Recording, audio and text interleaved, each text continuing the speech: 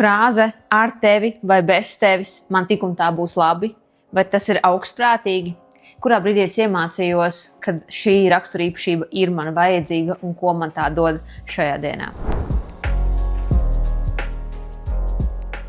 Jā, kad es biju tīneidžeru gados, man tiešām likās, ka tā ir mana sliktākā raksturīpašība. Es īstenībā pat viņai nepievērstu tik lielu uzmanību.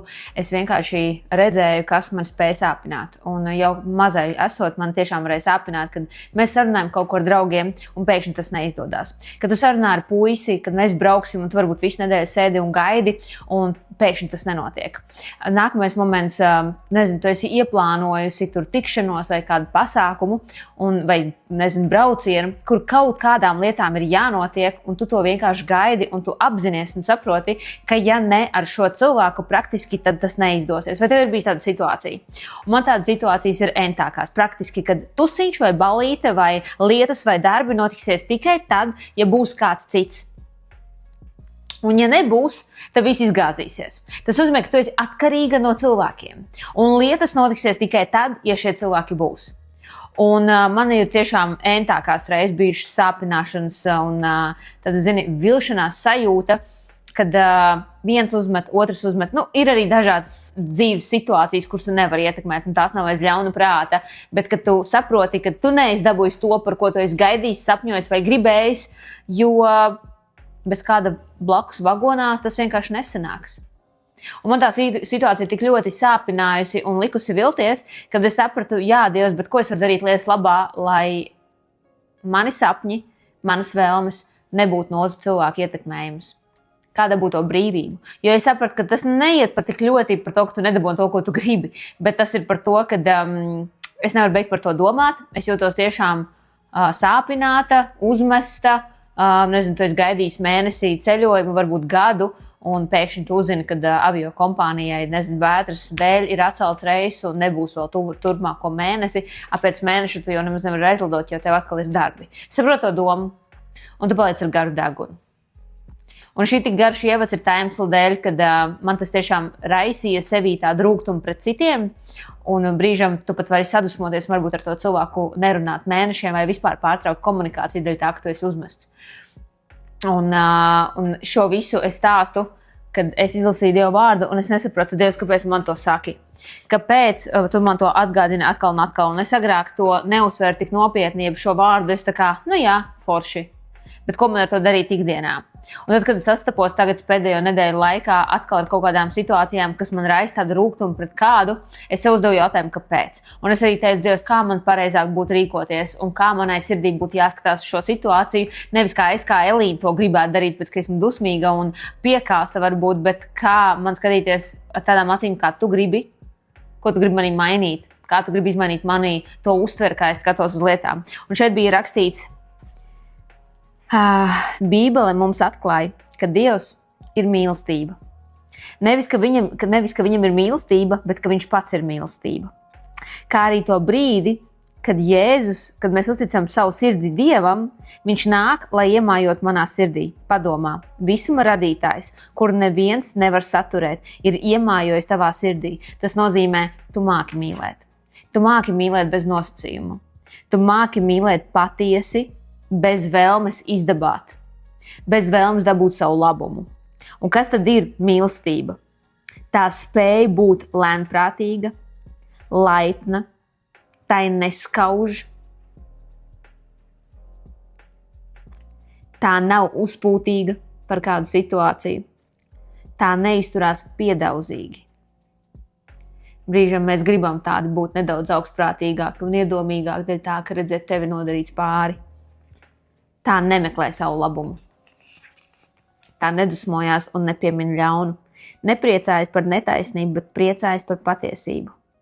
Un es šo izlasīju, man likās, ok, ko man tagad ar to darīt?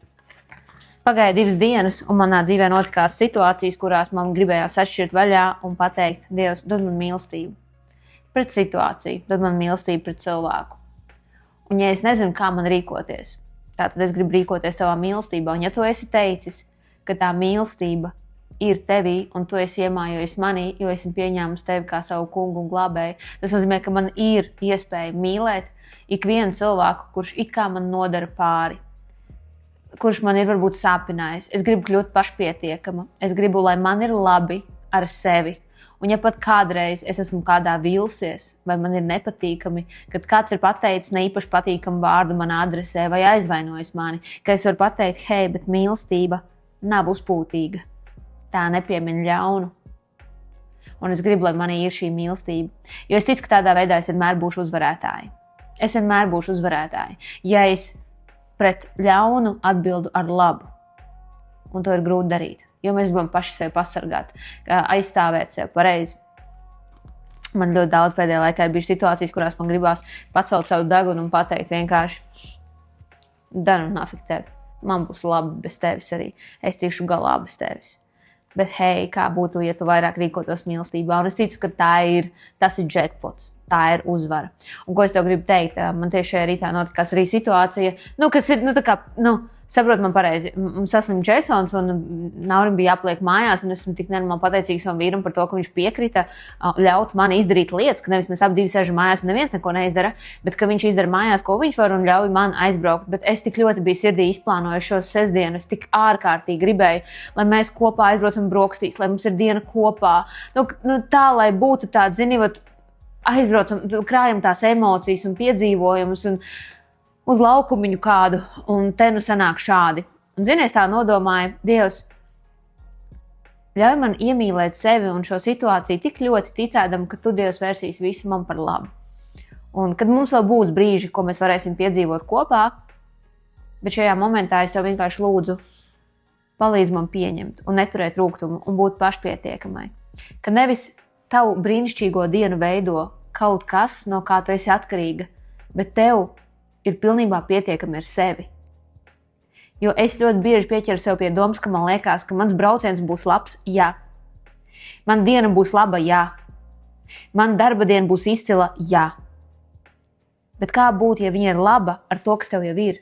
Un ja pat grozīsies lietas ne tā, kā tu plāno, ja tev pat būs jādzird kaut kāds arguments, skatiens, ir labi tāpatās. Es gribu būt laimīga šeit un tagad. Un esmu gatava pārplānot dienu un izveidot viņu pilnīgi citādāku, ja pat nebūs tā, kā es to gribēju. Būt pašpietiekamai un ticēt, ka Dievs visu kontrolē un viņš visu vada. Protams, tavu dienu, tavu nedēļu, mēnesi tu esi atkarīgi no cilvēkiem, un arī man tagad ir jārīko pasākums, un es varu pateikt tā, ka, hei, pat ja neviens nebūs ar mani, vai tu to gribēji? Jā. Ja Dievs tev ir ielicis šo vēlmi, viņš tev palīdzēs arī piedzīvot to vislabākajā formātā, un viņš tev dos tos palīgus, kas tev ir nepieciešami. Man tagad ir jāplāno nākamā nedēļa, un es gribu viņu saplānot un veidot. Un pat ja man nebūs viens kolēģis vai otrs vai trešais, vai kādam ir mojo šodien strādāt radoši, kādam nav mojo, es tik un tā iešu un darīšu, ticēdam Dievs, man nav neviens vajadzīgs, bet es ticu, ka tu dosi man tos, kas man ir nepieciešami, un palīdz man neturēt ļaunu prātu uz tiem, kas pēkšņi šodien atnākuši, vai viņiem nav noskaņojums, viņiem šodien nav vēlme strādāt, un tu sēdi un domā, bāc, es izplānoju visu. Man pat bija tāda situācija, ka man bija tik grandiozi plāni, un manā labākā roka saaugstējās un saslima, un man bija tāds, nē, tagad bija tādi plāni, man tagad tieši tev tik ļoti vajadzēja, kāpēc? Un es domāju, Elīna, izpūt gaisu, dari to, ko tu vari darīt, pielūdz, netur ļaunu prātu, ok, un mīlestībā. Jo brīžam tev liekas, ka tavi darba panākumi būs tad, ja tie būs labi ar tavu komandu. Bet es ticu, ka Dievs redz, nevis es ticu, es zinu, Dievs redz tavu situāciju. Un viņš var padarīt tavu brīvdienu brīnišķīgu, tavu darba vidi brīnišķīgu, tavus komandējumu plānus fantastiskus, tavu ceļojumu neaizmirstamu, tavu sporta treniņu arī tad, ja tev neviens nepiekritīs būt ar tevi. Norganizēt pasākumu, tu to izdarīsi. Jautājums ir tāds, vai tā ir tava vēlme? Un ja tā ir tava vēlme, tas bija tavs sapnis, tur viss tiks galā, ar kādu vai bez kāda. Un tiešām man šajā rītā likās, ka manas brokastis, par kurām es sapņoju jau 6 stundas pirms viņām, ka man būs jāpavada vienai pašai, un es sev tā atbildēju, hei, bet es varu aizbraukt arī viena. Ja tā situācija ir salikusies, es aizbraukšu arī viena, jo es to ļoti vēlējos. Un pilnīgi negaidot redzēju, kā man draudzene, es saku, brauks ar mani, un viņa pēdējā stundā, jā, davai, maucam. Un man bija tāds, ko? Wow, es tā kā negaidīju, ka tu tik ātri, bet es biju gatava arī aizbraukt viena. Dievs tev iedos ar ko? Un viņš zina, kas tev ir vajadzīgs tajā dienā visvairāk, un viņš par tevi parūpēsies. Galvenais mīlestībā. Un to ir grūti darīt, jo bieži vien mēs gribam aizstāvēt sevi vai dot bietē. Vai būt tādi kā uzpūtīgi un turēt ļaunu. Es ceru, ka nebija pārāk sarežģīti, bet tās ir manas pārdomas. Un es saprotu, ka es gribu būt gudrāka, es gribu tiešām pieņemt lēmumus labāk. Un es ticu, ka arī Dievs tavā dzīvē var darīt un sastrādāt lietas, lai tur katru gadu, kā saka, spētu vadīties nevis pēc situācijas un nevis būt pēc kāda atkarīga, bet iemācīties būt pašpietiekama ar to, kas tev jau ir. Un tev nav vajadzīgs fanu loks, lai sajustos vērtīgai, ka tu vari tomēr kaut ko izdarīt. Nepaļaujies uz cilvēku, bet paļaujies tikai uz Dievu.